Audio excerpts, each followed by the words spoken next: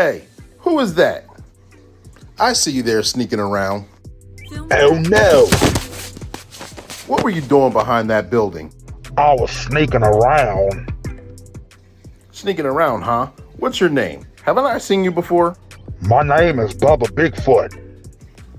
Do you mind taking your mask off? Aha! Just what I thought. I knew it was you, Chance Wilder. You shouldn't lie and give a fake name to the police. Now I'm gonna have to take you in. I'm caught again. I'm glad it wasn't me this time.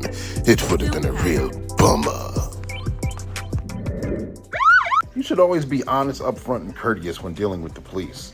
Otherwise, it causes all sorts of other problems. Wild Chance is back off to jail. Film Pack.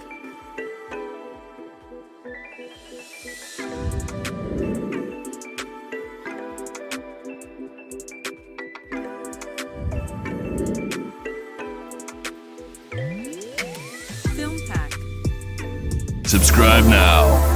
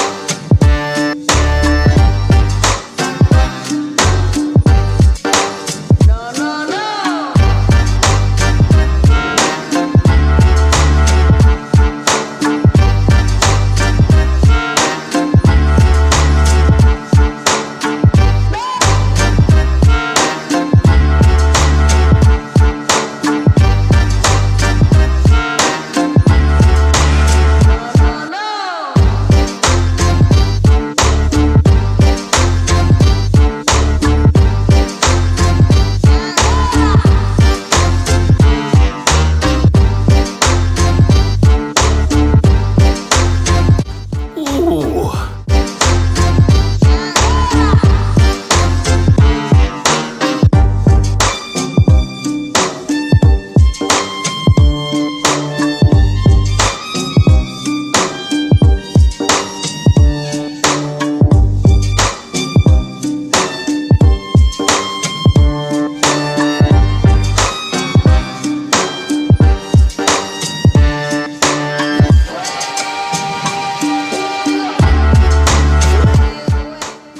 Let's go start the show.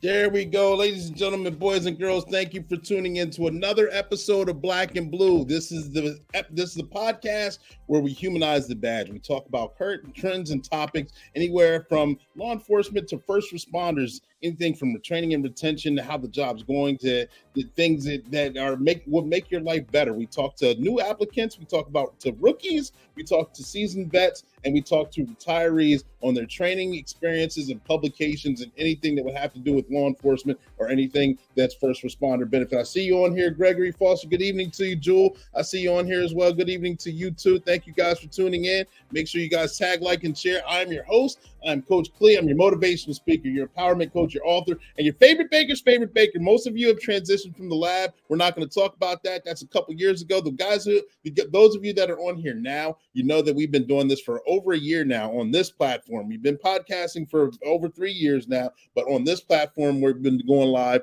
for over a year now. We're going pretty strong. We got wonderful guests in the back office right now. Some of you may know him, others of you may not, but I'll introduce him in a moment. We got a tremendous show. Make sure you guys get your questions ready because this is going to be interactive. And since we're streaming on 5 different platforms, yes, 5 different platforms. We're on 2 on Facebook, 1 on LinkedIn, and 2 on YouTube.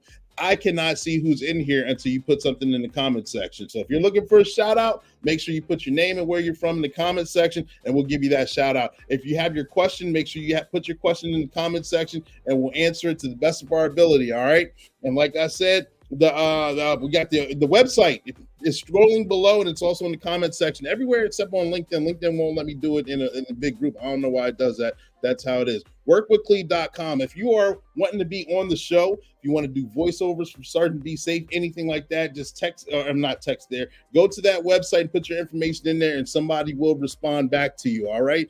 This is also the platform that is sponsored by One Way Publishing. And yeah, I'm biased to One Way Publishing. Got 5 books. You see a few of them behind me. I think all 5 of them are there now. A couple days ago they weren't, but they're right behind me. They're all published by One Way Publishing, and One Way Publishing also has a couple other books out there, clients who were able to self-publish their book. You know, they go by the motto. They have if you have a mere thought, they can turn it into a book that's bought. Don't take it from me. Take it from this commercial right here.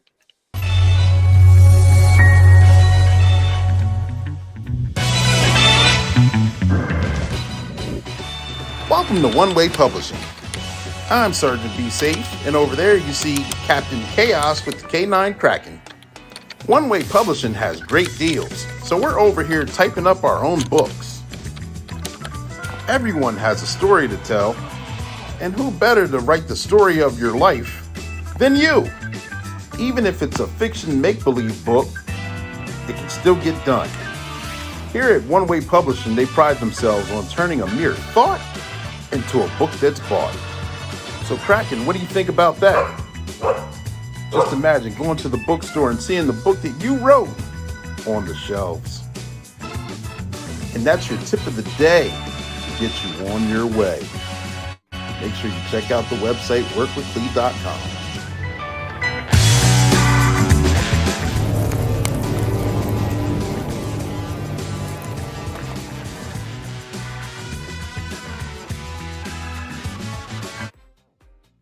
Yep, make sure you guys go to that website and check things out. If you're looking to have that anything like that done, I'm trying to do 2 things at once. Let me remove this. There we go. Now I'm good. Yes, if you're looking to have your book published, turn a mere thought into a book that's bought. Got a few people on here. Like I said, Jules on here. What's good? Good evening. And got Ben Gaynor. I'm gonna put you out there right now. Ben is the voice of Captain Chaos. Yes, he is. He's the corruptive voice of the Captain Chaos. So give him a shout out. Make sure you guys follow him on IG as well. We got Mr. Porter, my former track coach and English. I'm sorry, English teacher. Yeah, English. He's on here. Got another one who's on here. We got Save Done. What's up, brother? Gonzalez. All right. Thank you. I see you.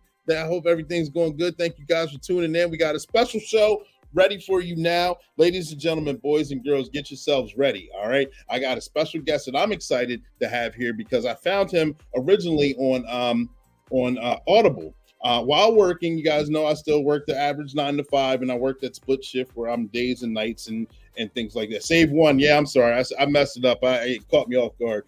But yes, I found him on Audible. I listened to one of his audiobooks. It took me a while because you guys know that I like to listen to the audiobooks while I'm in the car working as well. So I can't just go all the way through. I have to stop and type and respond to things and things like that. However, let me tell you about him. He is an 11-time best-selling law enforcement author. He is a public speaker. He's an advocate for law enforcement and mental health. He likes to talk about and train officers on leadership and discusses leadership ability. And he also talks about suicide prevention for law enforcement and first responders. Ladies and gentlemen, Sergeant Be Safe is going to introduce him to the stage. And next time you see us, we will both be on stage together. I see you, Jamon.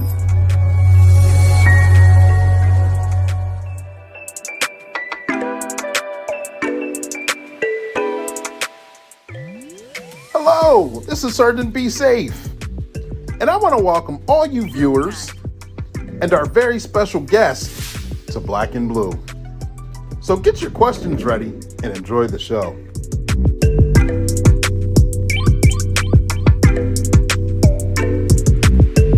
Film Pack. Subscribe now.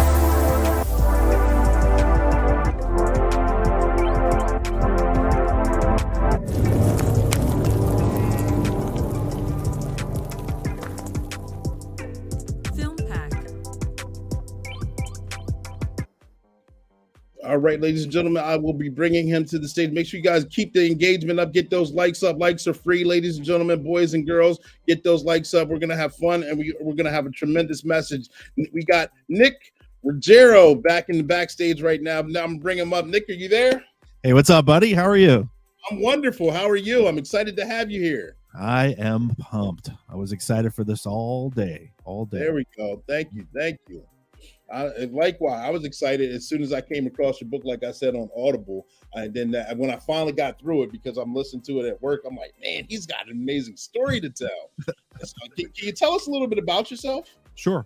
For the folks that are tuning in, my name is Nick Ruggiero. I was a law enforcement officer, started my career in New York City, moved down to the D.C. area, and I was a law enforcement officer there, climbed the ranks. Just absolutely love the job. It's something that I wanted to do, growing up, as far as I can remember, 5-6 years old, wanting to be a cop in New York City.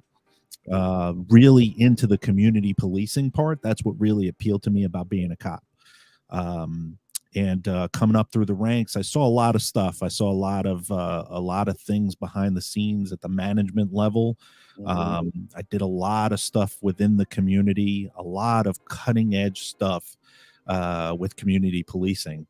Coming up, I had the opportunity of assisting the 21st Century Policing, Obama's 21st Century Policing report for community policing. That was, I had a hand in that. It was a good part of my life. Yeah. That's cool.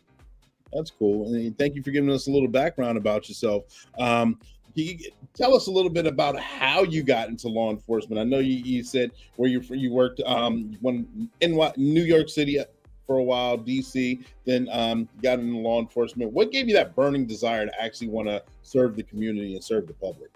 So where I lived in New York City was a real rough part of New York, and I grew up in a very rough area. I went to a lot of tough schools, really tough schools, and I remember seeing as a young kid New York City and feeling some sort of safety, something about feeling protected. And I remember as a child saying to myself, you know what, I want that responsibility. I want kids to be able to look up to me as somebody that keeps them safe. That's cool. And there's very little professions where you can do that, where you can be somebody's guardian. And I just was drawn to it, really drawn to it. Gotcha. Ben's asking, was it DC Metro or in the DC area?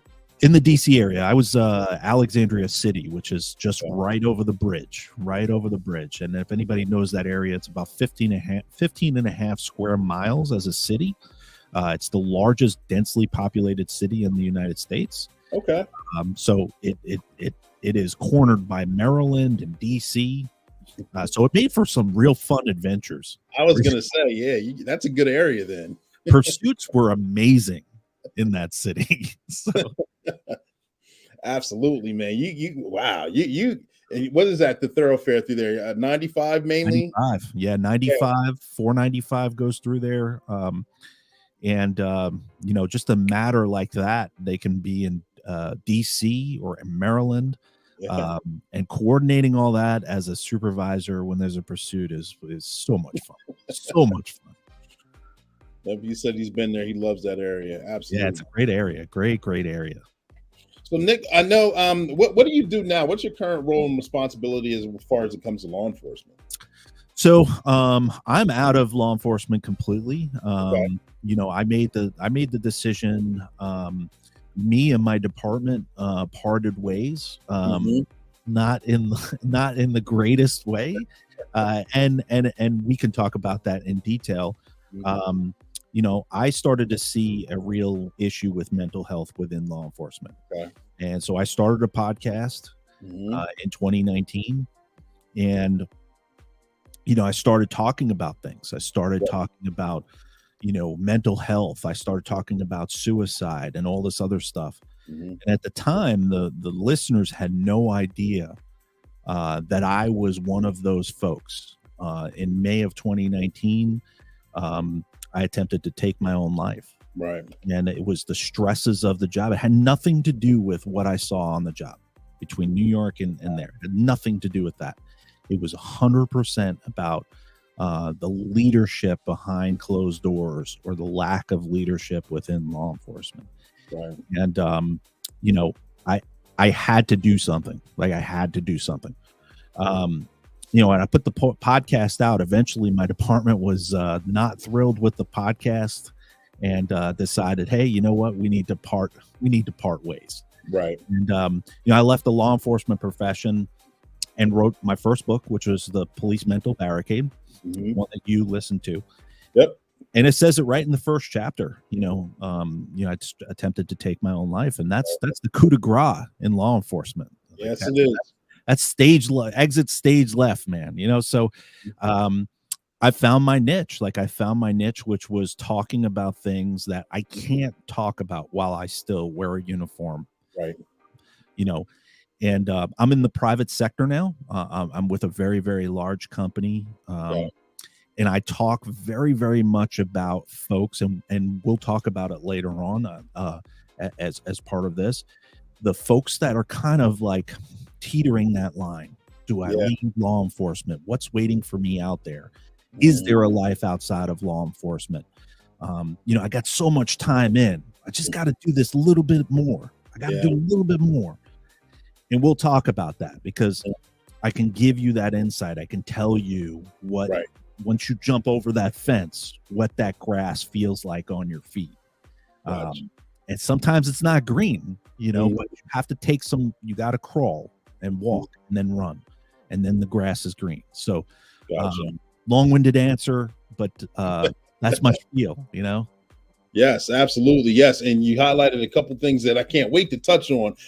Got to get the preliminary questions out of the way and before we get into the meat and potatoes. So hold on, ladies and gentlemen. I know we want to jump into it, but there's a couple questions we got to get to first. And they're important questions because it kind of set the tone for those who aren't in law enforcement, or those who are in their first couple stages of law enforcement and trying to find their way, aka rookies. You know, they're trying to find their way. And this question is one of the questions that I get asked a lot by younger officers through the years. And which is basically, who are some of your mentors or influencers that kind of helped you positively to help you develop into the person that you are today? So I've got so many, but I'll tell you this, which is, and you're a big advocate of this. If you're not reading, and by reading, you do what I do. I do Audible. Right. You know, I don't read words too well. So, you know, that's my excuse. I'm not saying that's yours, but Audible is my best friend. Gotcha. And if you don't have 2 or 3 books in your Audible queue, or you don't have physical books in your duty bag in your cruiser, you're doing a huge injustice to your career, your professional development, and your mental health. Exactly. And therefore, you know, I came up in this journey thanks to folks like Travis Yates. If you don't know who Travis Yates is, he has an amazing book out. Folks like Ernie Stevens and Joe Samaro from Ernie and Joe. They're on Crisis Cops, HBO, who are very good friends of mine now because of the Rome and my books. Folks like Andy Harvey, who's a chief of police in Texas. These are folks that are prolific in the law enforcement industry right now, that are talking about topics that need to be discussed. Right. Mental health, leadership, poor leadership, cowardly leadership, things that are controversial within our scope, within our profession, but need to be discussed. Because when we're talking about reform, when we're talking about other things, we need to be talking about that as well. Right. And the folks that are inside of law enforcement are probably screaming right now, going, yes, yes, yes. And we hear you. Trust me, we hear you. Absolutely. Good. Thank you. So there you go, ladies and gentlemen, boys and girls. Some of you, because we get that question a lot, like, who'd you look up to? Where was it? People from your department? Was it people outside? Did you look elsewhere? How did you find your niche? How did you find your personality within the organization or within the law enforcement community, period? Yeah. And you got to pick a good mentor. Like, you got to pick people that are like-minded, or if not like-minded, folks that are going to challenge you. And when you say something, or you get behind an ideology, somebody that's going to challenge you and say, why is that? Why do you feel that way? Right. You have to always be striving to do better for your professional development. Absolutely. That is true. Yeah. Yep.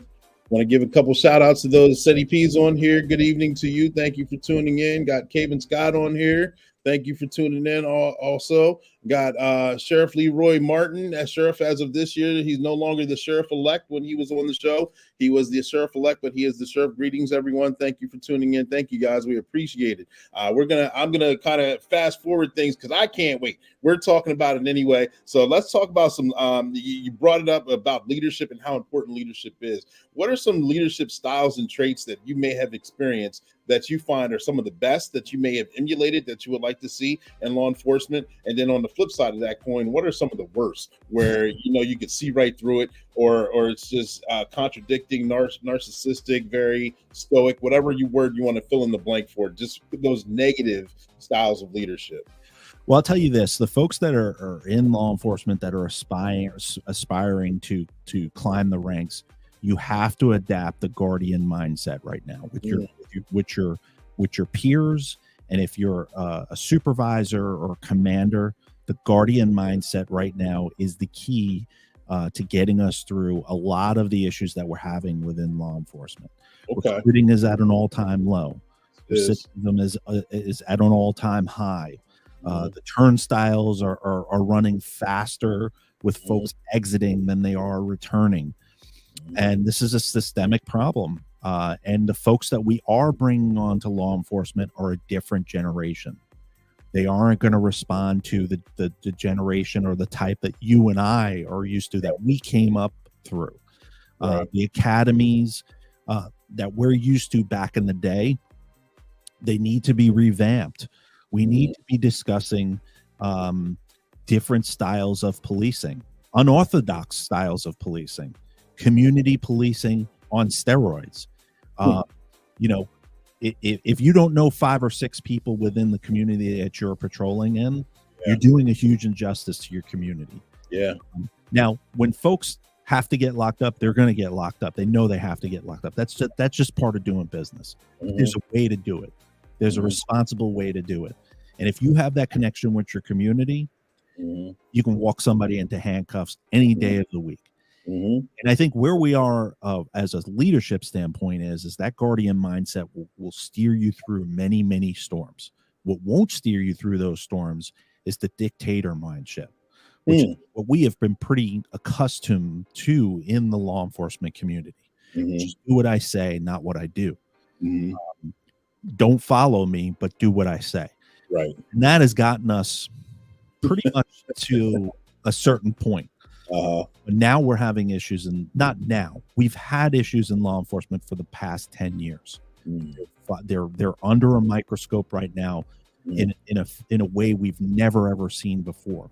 Right. And that mindset of that dictator mindset is perpetually keeps on getting moved from department to department to department. And we see it in the news. We see folks, they're like, we need a national registry for law enforcement officers. When an officer leaves from one department and goes to another department, we need to follow them. We need to monitor them. And you know what? I can't agree with you more. If it's a bad cop, I can't agree with you more. Right. But what we don't do is we don't have that for chiefs of police. Well, we don't have that for upper echelon of law enforcement.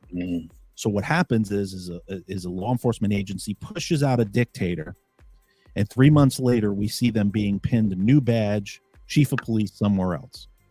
So we're constantly moving that problem around. And that, folks that are not in law enforcement that are listening to this, what you don't realize is that that's gone on in law enforcement forever, and you can speak to it too. We've had chiefs of police that their resume reads like the yellow pages.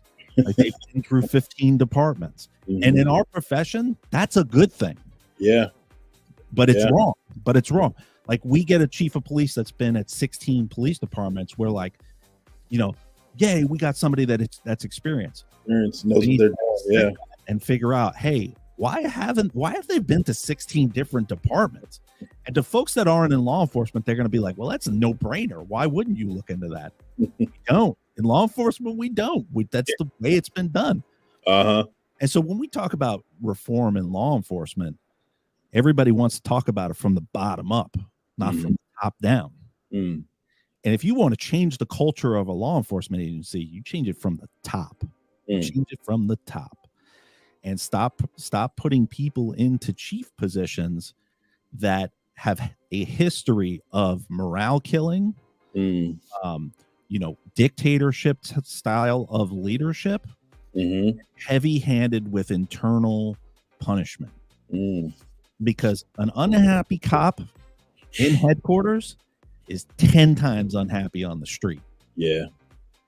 And a bad cop is going to do bad things. And nobody hates bad cops as much as good cops. It's good cops, absolutely. Yep. I've seen a lot of good cops turn to the bad side because of that dictator leadership, where they're trying to do the right thing, but they're getting hammered by folks that are career driven. Like, I got to write this person up because this is how I get to the next, to lieutenant. This is how I get promoted. Yeah. And you can't do that anymore, especially with this generation coming in. Yeah. This generation, it's funny because the generation that's coming there, you hear it a lot.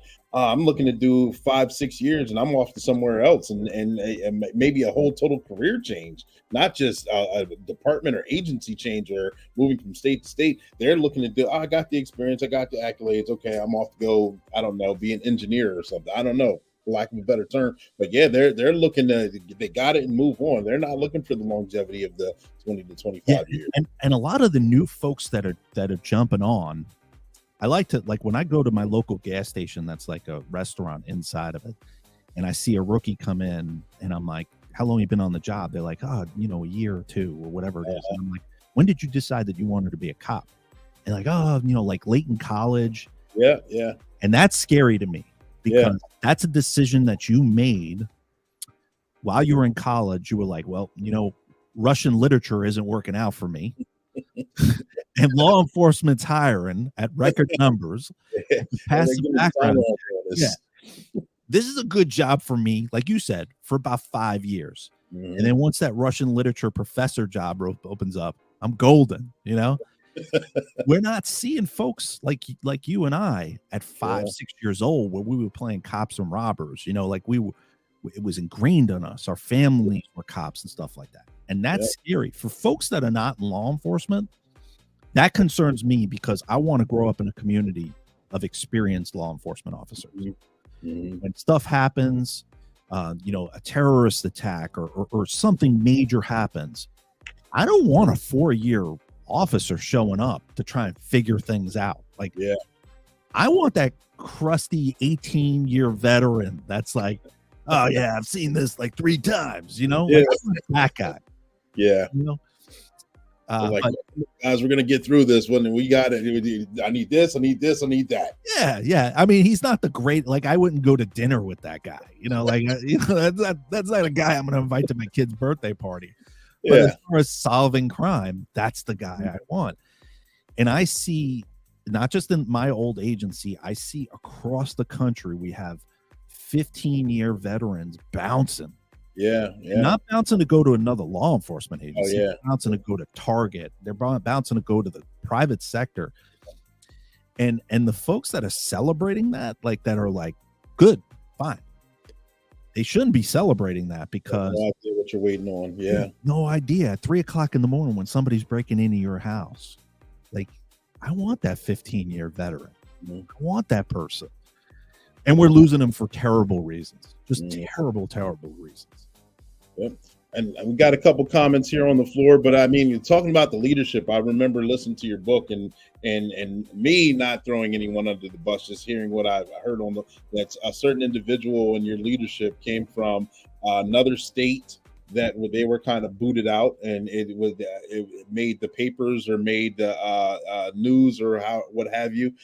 Then they came to your agency, and you see the toxicity that they brought with them as well. Yes. Mentor. I'm sorry, real quick. I want to get these comments quick. Jamon has mentor is essential, and no matter the a mentor is very essential, no matter the profession. Yep, great points. Why, Ben, this is some good stuff, Mr. Porter. Absolutely. You're really hitting on some good points throughout this. Yes, you're really hitting on some good points that are being neglected throughout our country. Absolutely. And yeah, there we go again. Leroy Martin Shayla's in here as well somewhere. Thank you for tuning in. You guys, please tag, like, and share. But yeah, I didn't mean to cut you off. But go ahead with your thought. Yeah, so I mean, I speak to the Chiefs being passed around because I experienced it. Like, I remember Ron. That's a phenomenal comment. Can you expand on guardian leadership? I will. So, guardian leadership is being more of a mentor, being more of somebody that an officer who's in trouble or knows that they did something wrong feels comfortable with coming to you for guidance. Rather than a dictator mindset, which is, well, I know I screwed up, and if I go to so and so, it's going to be compounded 10%, like 10% or 100%, whatever.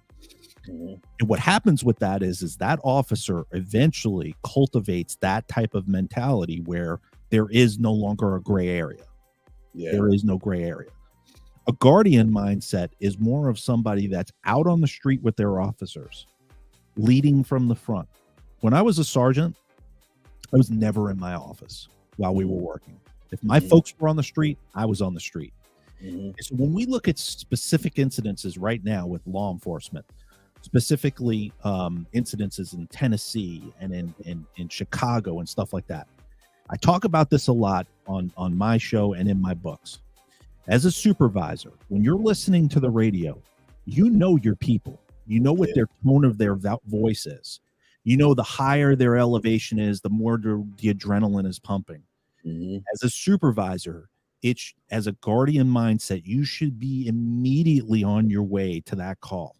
And when we look at specific recent incidences, we fail to see any stripes on scene. We fail to see any guidance or leadership on scene to de-escalate the situation. And specifically, when we look at the Tennessee incident, we watched that video over and over.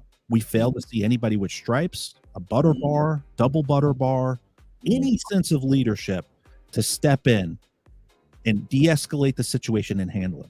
And I don't want to cut you off. Just for those who aren't in the law enforcement community, that would be like a supervising sergeant, lieutenant, or captain, or any one of those. They'd be the ones who are mainly admin in the office that would come out from major incidents. Correct. Yeah, and I apologize for the folks that are not in law enforcement. Like, that's what sets aside good leaders from struggling leaders or bad leaders. And the guardian mindset that's automatic. You're thinking to yourself, hey, listen, I've got to keep an eye on my folks, but I know the way I'm keeping an eye on my folks is not to micromanage them. It's to guide them. You know, a 1 to 5 year officer is going to require you and your investment as a supervisor a lot. Like, it's a commitment. When you took that promotion, you put stripes on your shoulders to be a supervisor. You've committed to the organization and the public that you're going to be a guardian. And where that kind of gets muddy is that folks are like, well, they went through the academy. Well, there's other officers out there. They'll handle it. And then we have incidences like we've seen. We see the gang mentality. We see, you know, hey, you want to be a part of us or you want to be a part of us? And that's where it gets muddy. And I think if we adapted more of a guardian mindset, it would definitely affect recruiting, retention, and we'd have better, well-rounded leaders from the beginning. So instead of cultivating dictators from the beginning, we're cultivating guardians. And that's a place where I want to work. Doesn't matter, private sector or law enforcement, nobody wants to work for a boss that's breathing over your neck every 5 minutes. But I want to feel comfortable that I'm able to come to you for advice. So there's that guardian mindset. So phenomenal question, Ron. There we go. Ladies and gentlemen, stand by. We're going to have a short interlude with Sergeant Be Safe, and we're going to come right back to some more important and exciting and learning topics. All right, stand by, ladies and gentlemen.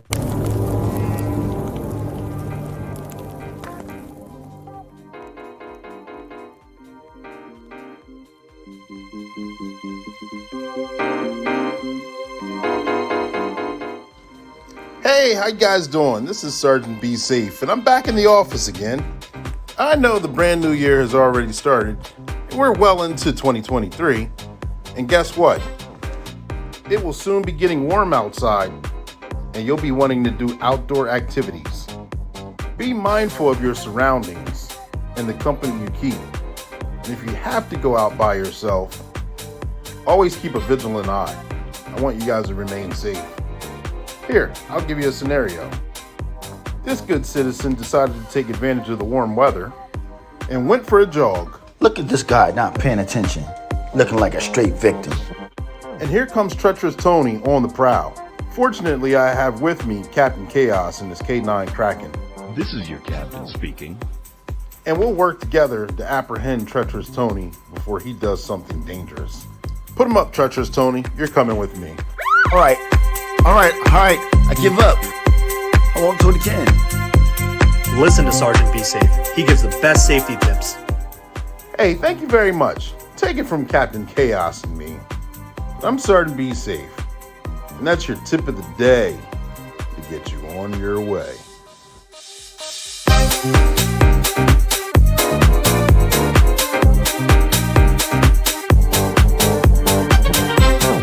Subscribe now.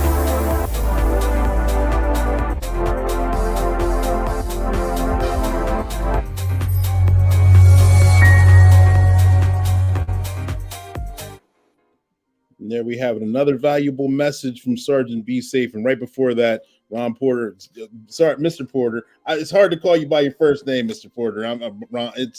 You already know the reason. He is my teacher, so I know him as Mr. Porter. But he's seriously saying, "Thank you for the explanation. Your words resonated with me deeply, and I appreciate the in-depth response." Absolutely. Thanks, Ron. Yep. So, ladies and gentlemen, boys and girls, we're back. If you're just now tuning in, we got a special guest who's an 11-time best-selling author in the law enforcement community. He's talking about leadership. He talks about self-harm. His name's Nick Ruggiero. Nick, I know you talked about in the beginning of the show on some of the signs of wanting to do self-harm to yourself or others or whatever may have you. I'm speaking in general, not to you. The signs weren't always readily available. You know, you came to work, whatever facade you put on that face, you made people feel comfortable, you made the officers feel good. You would go out, and then a direct result is sometimes you'd have good leadership, bad leadership. So many things compound and weigh heavy on the mind. Can you explain some of the effects or some of the what causes some mental health issues to get you to the point where you will want to cause self-harm? Sure. So, I mean, there's so many red flags that we can see. I'll tell you some that are the big red flags. So the officers that are constantly working overtime repeatedly could be a strong indicator of some financial issues in the background that can cause issues later on. Conversations with your coworkers about relationship issues, those are conversations that could be red flags. Folks that are having relationship issues compounded with financial issues can result in mental health issues. When you're out in the field and you're seeing your coworkers in law enforcement have a very short fuse when dealing with the public, that's a pretty good indicator too. But I'll tell you this, and this resonates with me. We had a conversation about it. There are folks that are very, very good about masking it. And I was one of those folks. I was always happy to come to work. What you see right now, the conversations that I have are the same way I was when I was a cop. So I put on a very good persona, very, very good front. Nobody knew the struggles that I was going through because I took it. I was very jovial around people. And nobody, I could tell you, nobody would have known what I was going to do because I was that careful about it. My own family didn't know. Yeah, I remember you explaining it in the book. Yeah. And in the book, nobody knew. Like, nobody knew. But I'll tell you this is that when we talk about leadership, the stuff that you do to your folks, and this just doesn't go for law enforcement. Let's say you're in the private sector. The things that you do to your coworkers or your subordinates can resonate and start a domino effect of mental health issues. And repeated amounts of mental abuse can do that. And so folks need to realize that when you're talking to folks, you know, I always go with this when I was a supervisor. Talk to the public and talk to people like you would talk to your mother. Right. And if you wouldn't say that to her, you shouldn't be saying it to anybody else. Exactly. I mean, unless you have that relationship with your mom. I know I don't.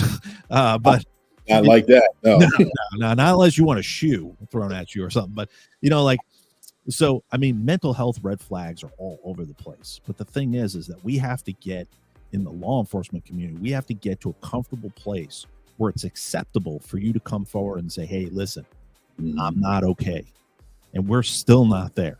We are still not there. Absolutely. As an officer, if you come in one day and you say, "Hey, listen, I'm not okay. What I saw yesterday at that scene, I'm not processing it right." Badge, gun taken away, and you're ostracized. You're put in a box. So the likelihood of you wanting to do that, like you coming forward, is very, very small in our profession. We have to do a better job with that. We have to do a better job with peer support, which is every single person inside of a law enforcement agency should be taught peer support on mental health. And if you don't feel comfortable going to your agency, you should be able to have that conversation out on the street or in the locker room or after work. Problem is that we don't do that training with our with our coworkers in law enforcement. Right. We'll run into gunfire for somebody. You raise that flag and say you're having mental health problems. Yeah. Everybody 10 steps back. Yeah. They're like, hey, listen, I'll run into gunfire to save you. I'll put a tourniquet on you. I'll save your life. You start talking that crazy stuff in the locker room, and I got to keep my distance. and you know it happens because it's everywhere. I've been there before my incident. I was guilty of it, so I'm not a hypocrite. Right. Somebody would turn around and they would be like, you know, getting divorced, wife is taking my house, and all this other stuff. I'd be like, listen. Just work some details, man. Make up that money. You'll be good to go, man. Yeah. Go work out. Go like stupid. Wait a few years, you'll find a new girl. She'll be better. Yeah. It's like, dude, like you're a cop. Go on Instagram. Like, yeah, find somebody, you know. But I didn't know any better. Like that's the way I came up. Like, and towards like after my incident in 2019, I was like mental health Yoda. And when I started my show, my podcast, I walked through the hallways and people would come up to me and be like, hey, Nick, can I talk to you real quick, privately? Like 50 or 60 people in my own department that were like, hey, listen, I heard you saying you're taking mental health medication. I'm like, yeah, I'm not ashamed of it. And they're like, you know, what I'm thinking about it. I'm thinking about talking to somebody. So it's important, like shows like yours and other shows that talk about that stuff. Eventually, people in law enforcement will know it's acceptable to go get help, to go get medication. Doesn't make you weak. And you can work as a cop on mental health medication.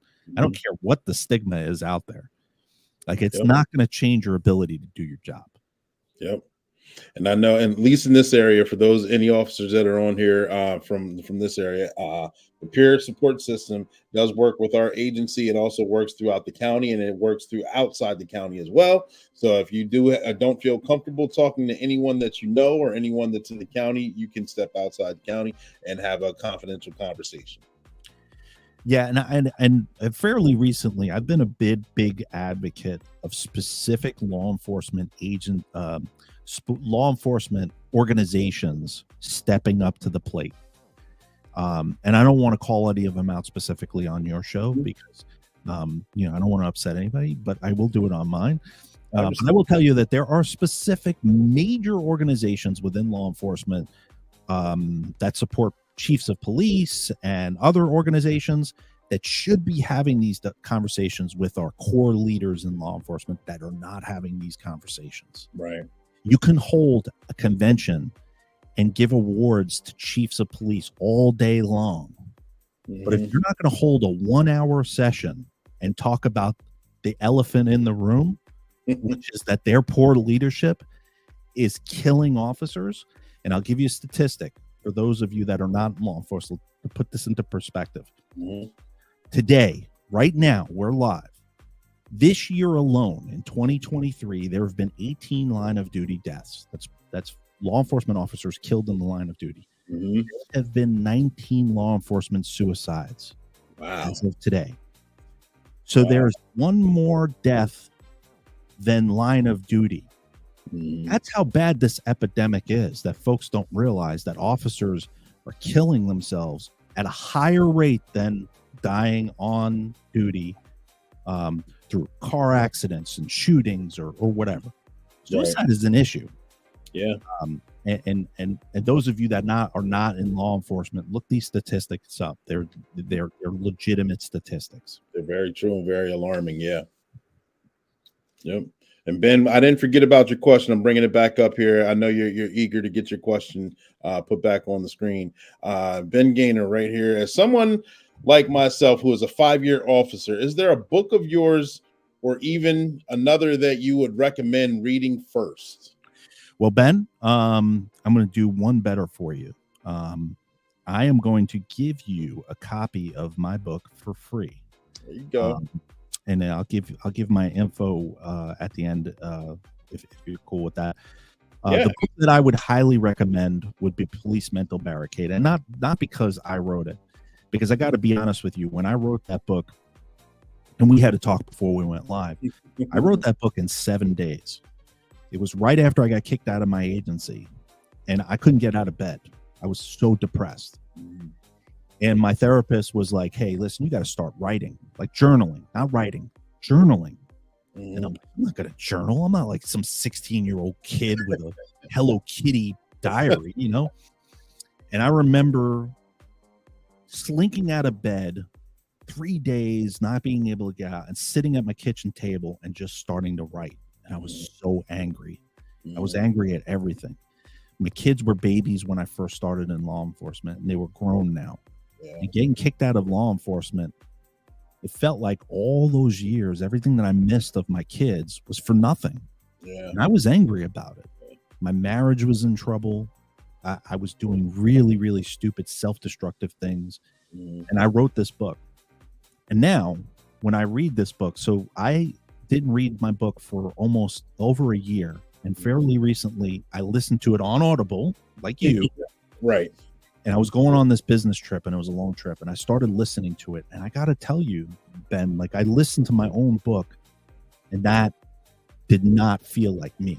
It felt like somebody else wrote that book. And I remember listening to the book and going, man, some of this stuff in here is so profound that I don't even remember writing it.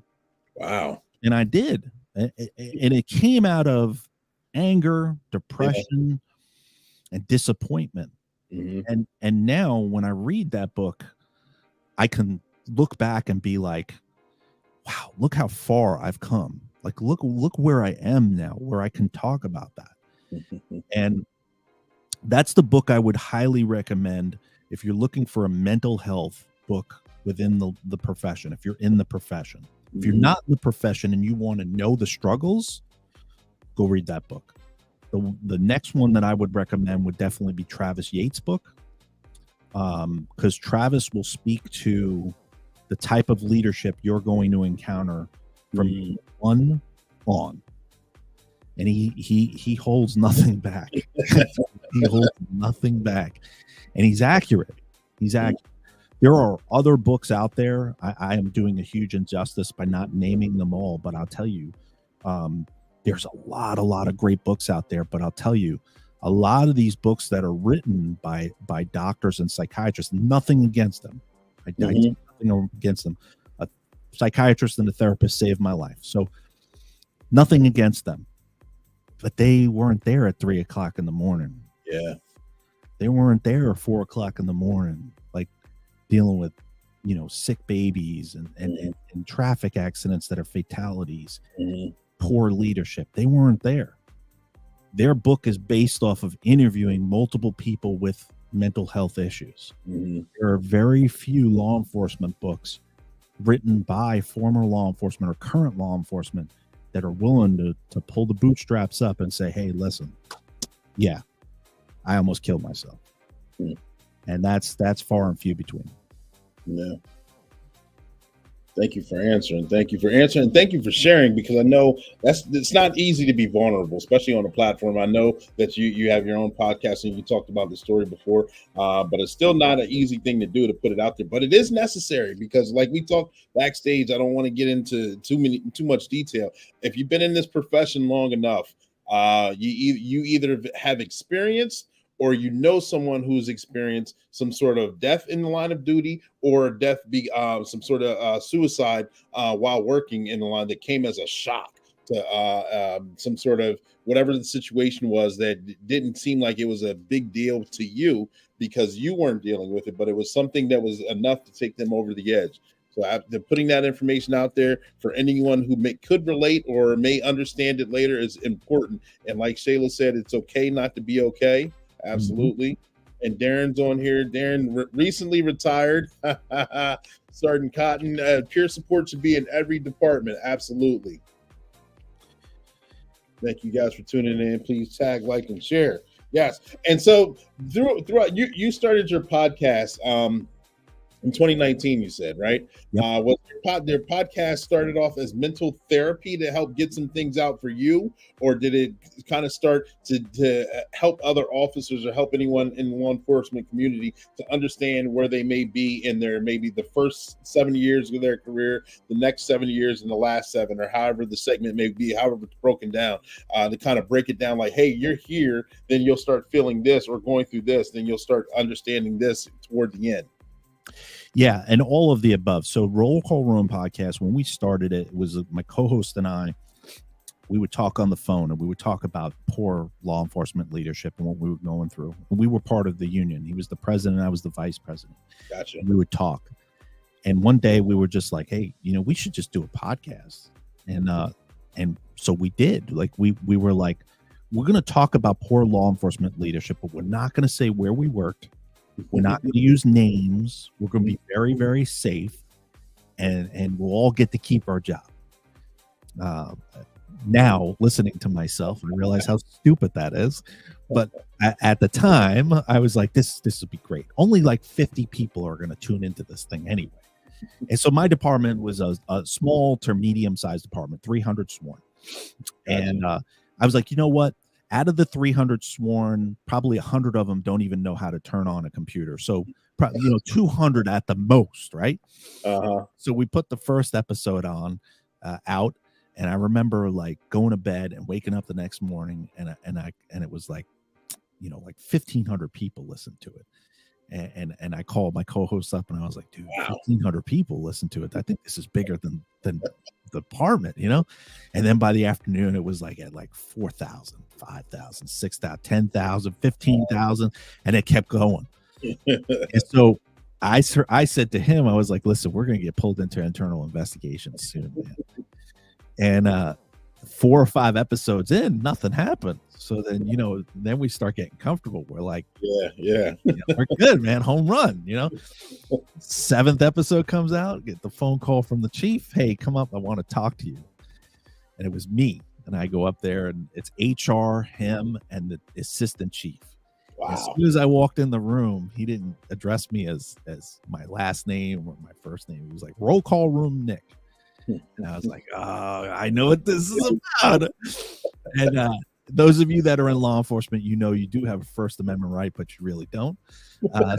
So he was like, I would advise you to take it down. And I was sticking to my guns and being really naive. And I was like, no, I'm not going to take it down. And we started talking about being a rookie, and we started talking about, getting you prepared for a promotion and doing all these different topics. And it was growing. And it was growing to the point where it was starting to scare the department, because it was a beast that could not be controlled. Right.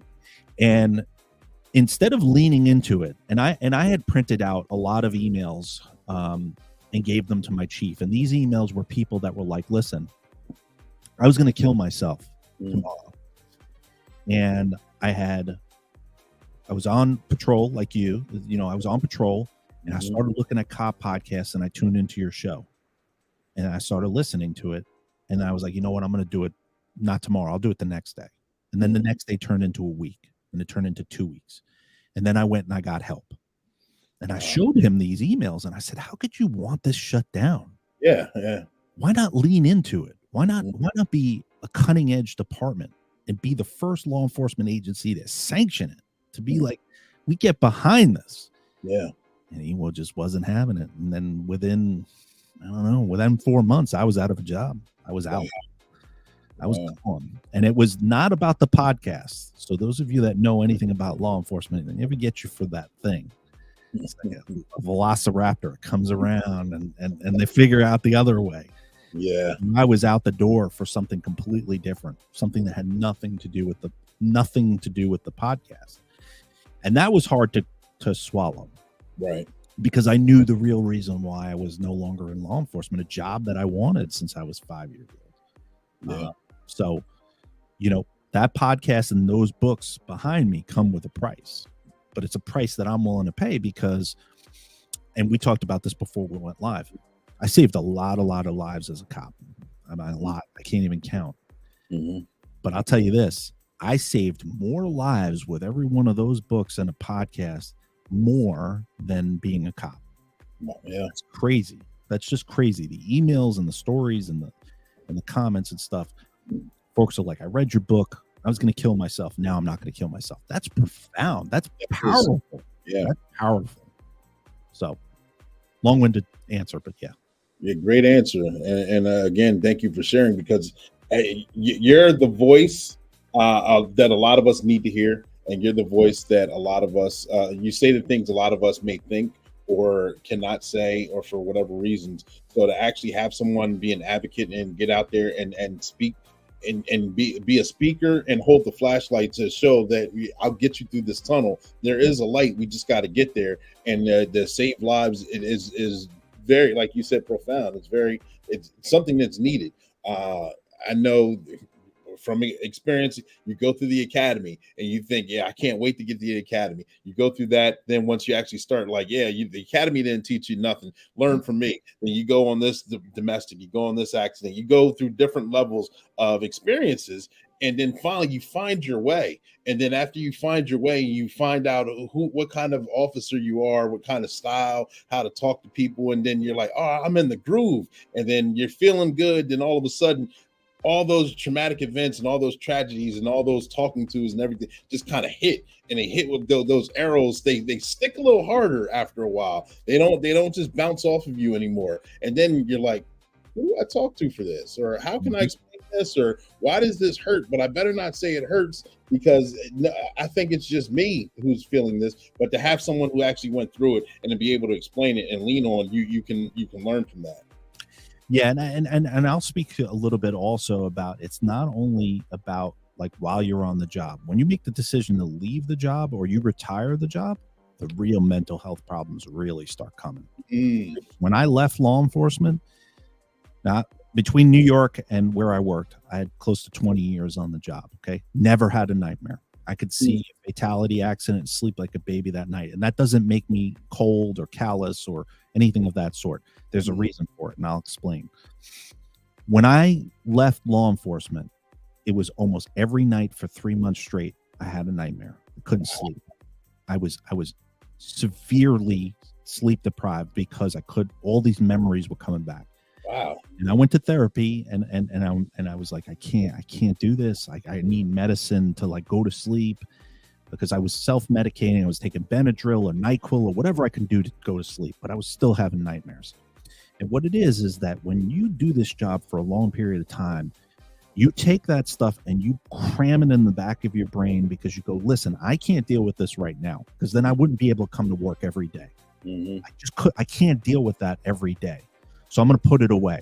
When that job disappears, that cork pops off and that flood just starts opening, because you no longer have that everyday stress of the job, or you don't have the ability to stick it in the back of your head and say, I'm going to deal with this later on. It's later on now. Now it's later on.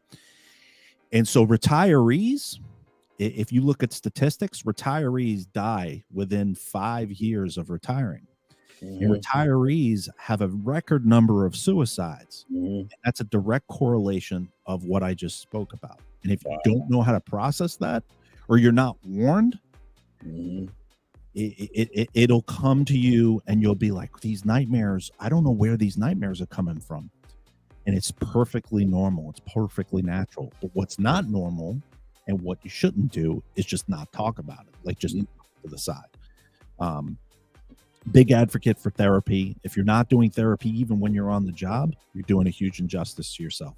Even if you go see a therapist for a half an hour and say, hey, you know what? I wanted to call yesterday and I wrote somebody 3 tickets. That's it. Yeah. Talk to somebody. Don't put that on your spouses. Don't put that on your significant others. They're already on the ride along. They don't need baggage. Trust me. Trust me. Good point. Good point. And saved one. Yes. Gonzalez. Great job, fellas. Nick, thank God.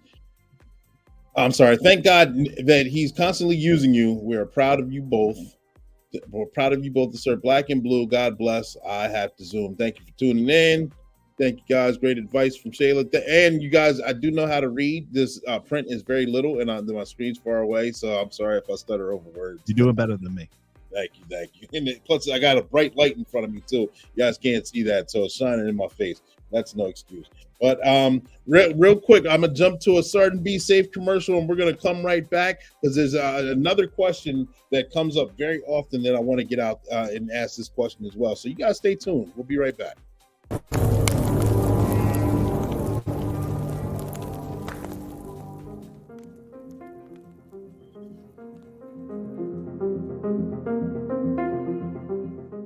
Excuse me, madam. You're standing still in a no parking zone. If you don't get a move on that body, I'll be forced to give you a ticket. Hey, it's Sergeant Be Safe. Danger! Danger! Excuse me, ma'am. The sign says no parking. I'm not parking. I'm just running into Dunkin' Buck to get my coffee. You are parked. You're outside of your vehicle and you're illegally parked in a fire lane. Parking in a proper spot and taking a few extra steps is not going to make you late for work. Matter of fact, here comes the fire truck now and you're in the way. This is going to cause a problem. I may need to just have this vehicle towed so the fire department can get in here and deal with this emergency. If the sign says no parking, do as it says. Don't park there. Oh my gosh, I'm so embarrassed. It would be my fault if a tragedy happened. Thanks for not giving me a ticket, Sergeant Be Safe. Now I know for next time. Well, just consider this your warning and definitely let this be the last time. I'm Sergeant Be Safe, and it may seem minor, but it's very important. Make sure you park legally. And that's your tip of the day to get you on your way.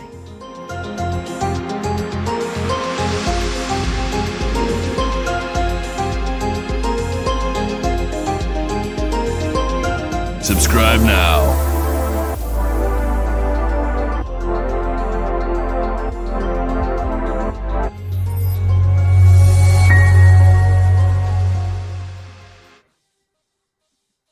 And we are back, ladies and gentlemen, boys and girls. Thank you guys for tuning in. We are having a tremendous podcast. We're having a tremendous interview right now. We got Nick Ruggiero on here. He's explaining his books, his experiences. We've talked about a wonderful multi-topic podcast that we're having right now, and it's good advice. Like Shayla said, it's been great advice, and we're learning from it. And some of us can understand the similarities of experiences that have happened. But I'm going to ask this question here.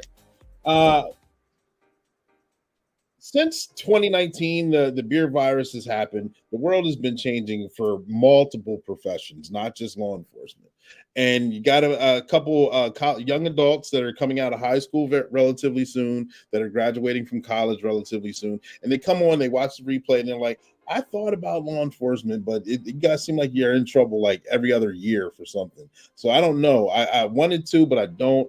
I'm kind of in and I'm out. I got my foot halfway through the door, or I don't know what to expect. What kind of experiences should I have? How should I apply? What kind of resources should I have? Should I take criminal justice? Should I go to school and learn whatever this kind of trade and then get into the field? To anyone who's looking to get into the field of law enforcement, first, would you advise them to get into law enforcement? And secondly, what would you tell them the next steps would be?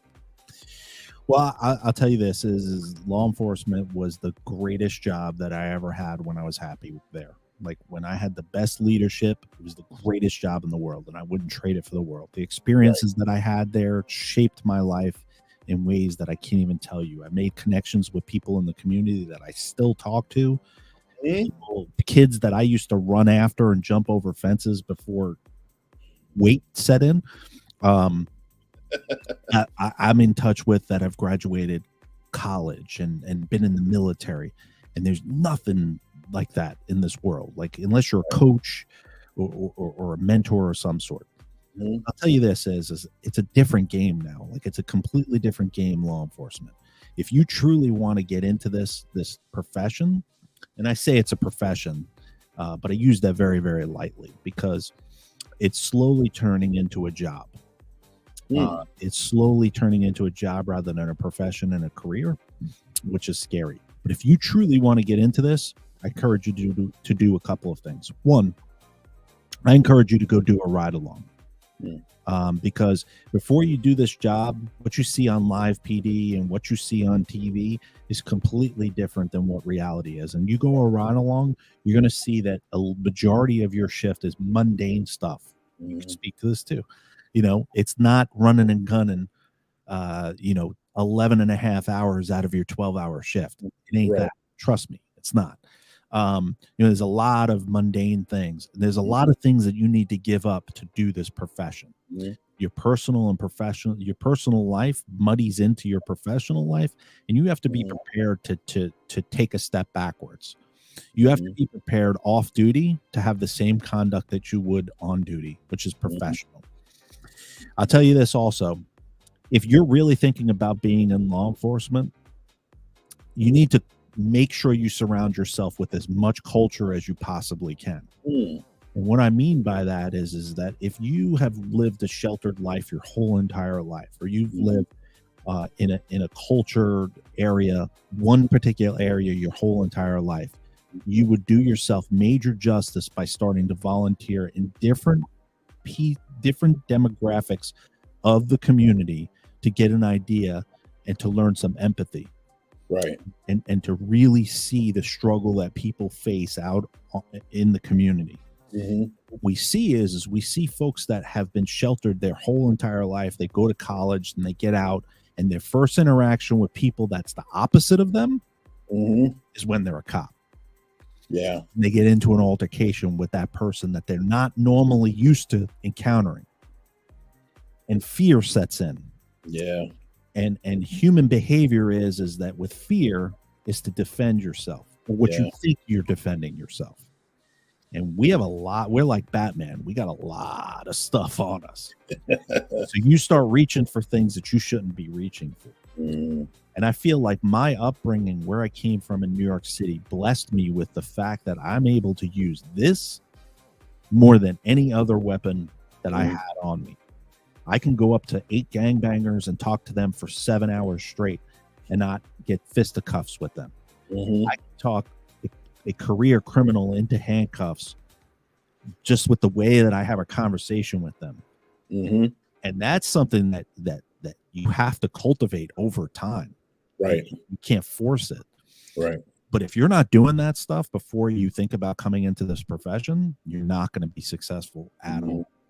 Now, my advice, would I recommend anyone? I'll tell you this. I have 2 children, and I told them both to stay away from law enforcement. Because unless you're a kid and that's absolutely what you want to do, go for it. I'll support you 100%. I'll help anybody get hired in law enforcement. But really, really think about what you're doing, what you're about to give up. And remember that a lot of times these days, the decision that you make in a split second is determined over a 12-week trial with 12 people. Yes. Remember that. Yeah. And what we see on TV and what we see, the perception of law enforcement sometimes isn't reality. But then on the other side of that, it is. You have to be prepared to suffer the consequences of bad officers making bad decisions across the country from where you are. And if you're not prepared to deal with that, this isn't the profession for you. You have to have a thick skin, like really, really thick skin. And I'll tell you this, I couldn't do the job now. Like if I tried to go back, I couldn't do that. I'm too civilianized now. I'm too civilianized. Like I have opinions, and you're not allowed to have opinions. Like your Facebook should just be clean. Like it should be, Teletubbies and neutral stuff. You're not allowed to. You're not allowed to have any beliefs. You're not allowed to get involved in politics. You're not allowed to talk about any of that stuff, and for good reason. Because in the past, we've had people screw it up in our profession. Yeah, prepared for that. You got to be prepared for that. Like, if you think you're going to be a cop off duty all the time, like an argument breaks out in McDonald's while you're having a Big Mac, and you jump up and break it up. If you think that that's going to be okay with your department, you're sadly mistaken. Yeah, be a good witness. That's all. That's advice I give folks that are off duty now. But that's my advice: is educate yourself, read books, talk to people that have been on the job, talk to people that are still on the job. Especially if you're going to an agency, do your research. Do your research. Don't just listen to what the department puts on Facebook. They have some fun recruiting videos. People rappelling down helicopters and dogs attacking people, and everybody's jacked up. Everybody's wearing a children's small T-shirt. They all look buff, and they're all fit, and it's the greatest place to work. But the folks that are inside the agency, when that recruitment video comes out, everybody's just joking on it. Everybody's that dog hasn't bit anybody in 10 years. All that dog does is sit in the back of the car and lick themselves, Like, why is that person on the recruitment video? They haven't made an arrest in 10 years. So talk to people, Right. Get the ins and outs. And then a couple things that you highlighted, I know, like you said, I'm a second generation police officer. My dad was a cop. I knew I wanted to be a cop when I was 4 years old. All the glitz and glamour, and at 4 years old, I knew the direction I was going. And my two sons have asked me similar questions through their upbringing, and I said very similar things as you have to them. It's if they wanted it back for a longer period of time, I'm all for it. But they just kind of teeter, I don't. So you're not 100% committed and 100% committed early on, in my opinion, then I think it may not be it. And that's just I don't want to say 100% committed early on at the age of 4. But not at the age of, like you said, 20. You're a college grad. And you're like, oh, I'm not going to get, what'd you say, Russian science or something? Russian literature is my favorite. I got 6 years before I could do that. Let me just go off and become a cop quick. And if you're doing it for the benefits, the cop benefits are not what they were 20 years ago. Like medical, dental, and retirement. Like I left law enforcement, went in the private sector. I'll be able to retire in 5 years with more money in my retirement than 30 years in law enforcement. Wow. And if somebody had told me that 7 years ago, I would have left 7 years ago. Like know your worth. Know when to get out. It's like poker. Know when to fold. Like there's no shame in it. There's no shame in leaving the profession. If you're not happy, what are you doing? And why are you there? Why? Like if I worked at McDonald's and I was just miserable, man, there's other fast food places for me to go work at. This is in law enforcement. I think where we get tangled is that there's that commitment, that faithful commitment to the agency. There's other agencies out there. Like know your worth. And the private sector right now is hiring law enforcement officers at record numbers because they know they come educated, they come professional, they have impeccable investigative skills, reliable for the most part. And they're just all around, they're a good candidate. Like if you could pass a background check, depending on which agency you work for, folks, if you could pass a background check and get hired as a cop and pass field training and be a cop, 90% of the time you're going to be dynamite in the private sector, and these places know it, and they pay a tremendous amount of money for it. So that's my advice: is know your worth, really. that kind of leads into the second half of the question I was going to ask. With everyone, with not a lot of agencies, a lot of not just outside of law enforcement as well. A lot of people who have been on the job, employed, whether it's careers, whether it's working anywhere, are quiet quitting, or they're just absolutely walking off, or whatever's going on. You have a seasoned vet in law enforcement or a first responder, and they're kind of teetering, and they're feeling it, and they're feeling the effects, and they're not enjoying life, they're not enjoying the job, they're just going through the motions. What kind of advice would you give them if should they hash it out and do their 20 to 25 years per their department, whatever it may be, or should they just go ahead and move on and find something else? Well, I'll tell you this. The first thing that I would do when I joined law enforcement is get a financial advisor. They're not expensive. When you say financial advisor, people think it's like some sort of Bitcoin accounting person. Like it's not that serious. You can go find a financial advisor and understand that when you're fiscally able to get out. Like if you're able to retire at 20 years and you could sustain financially getting out, get out. Folks that stay longer wind up getting hurt or killed, or their just mental health is just destroyed by the time that they get out. If you're at that sweet spot that I call the sweet spot, which is the 15-year mark, look at how much you've contributed. Talk to a financial advisor and say, hey, listen, if I took this money out of my jurisdiction's money pool for pension and put it in an IRA or something else, I'm not a financial guru. I only know the terms. If I put this into whatever, Bitcoin or whatever, in 10 years, so if I did 25 years in law enforcement, in 10 years, if I took this chunk of money and I put it into an IRA myself and went into the private sector, how much money would I have? And if the answer to that is at 25 at the 10-year mark, you'd have more in your IRA than if you stayed in law enforcement for 25 years. That's a no-brainer. Yeah, that's a no-brainer. 10 years that you don't have to risk your life and more money. And I bring this up because I just talked to somebody recently that did that. They were at their 15-year mark. They went to a financial advisor, and the advisor was like, first of all, if you had given me this money that you kept giving your department every paycheck for the last 15 years, you'd be a millionaire. Like I'd have $1 million waiting for you right now. Your contribution into your pension is so poor, like the return for investment is so poor.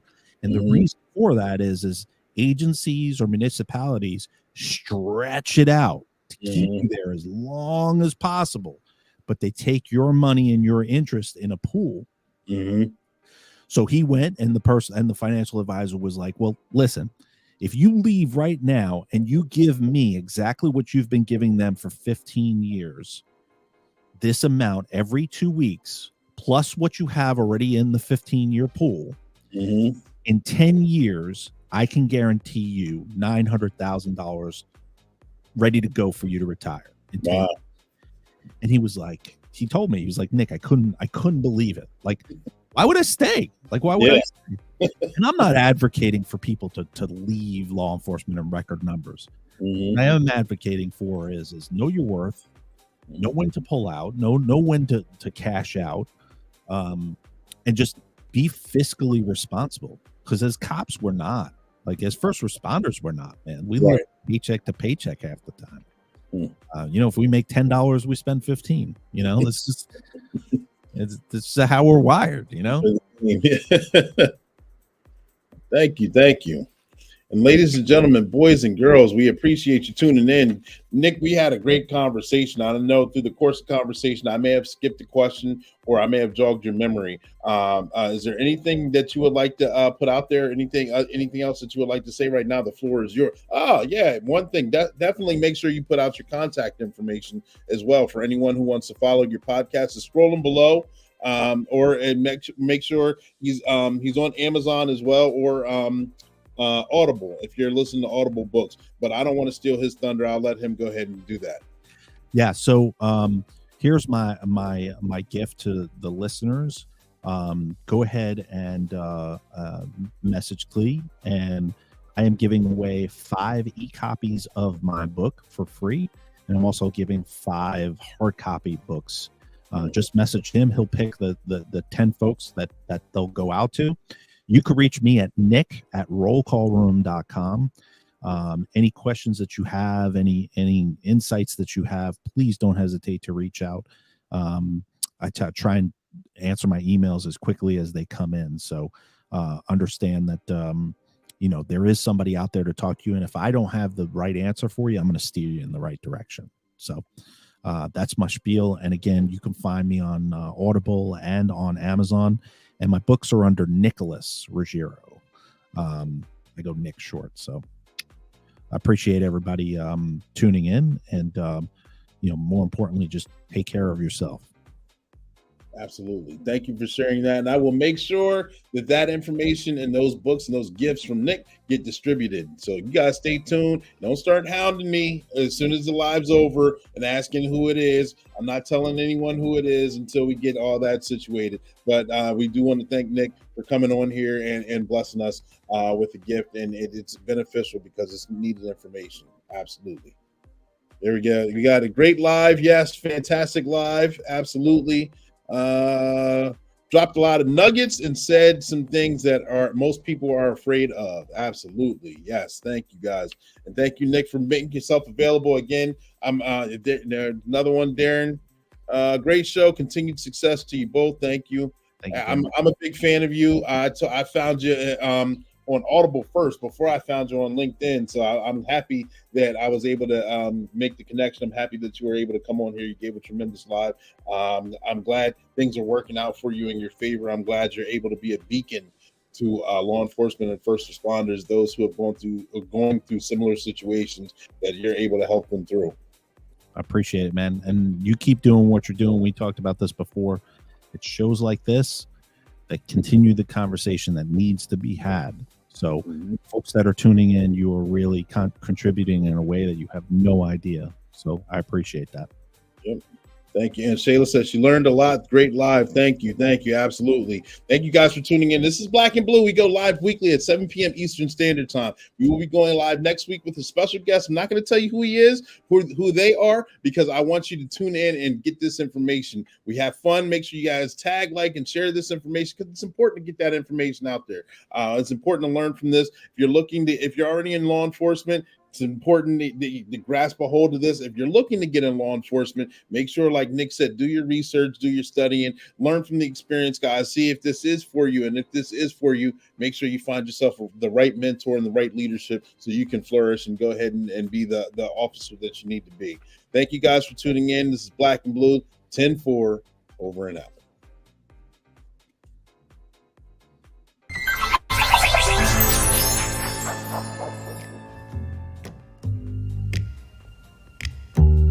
Hello, ma'am. Send me gift cards and your credit card numbers over the phone. Once Chance Wilder gets all of her information, we're going on a shopping spree. I'm talking Gucci, Fendi, and Prada. I'll send the police to your house. You mean to tell me that if I don't send you my credit card numbers over the phone, you're gonna come to my house and arrest me? Absolutely. I love shopping on Amazon Prime, especially when everything is free 99. I can't believe people are so gullible. Sergeant, be safe. You're right on time. Can you help me? I sure can. Hello, Wild Chance. Oh no, Sergeant, Right. be safe. Never give out any credit card information over the phone.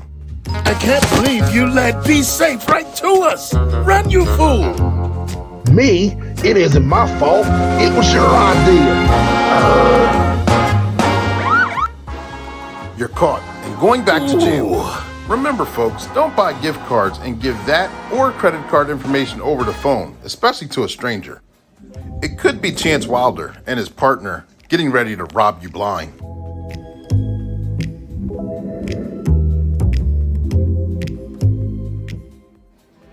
Remember, take it from me, Sergeant Be Safe, and that'll be your tip of the day to get you on your way. Subscribe now.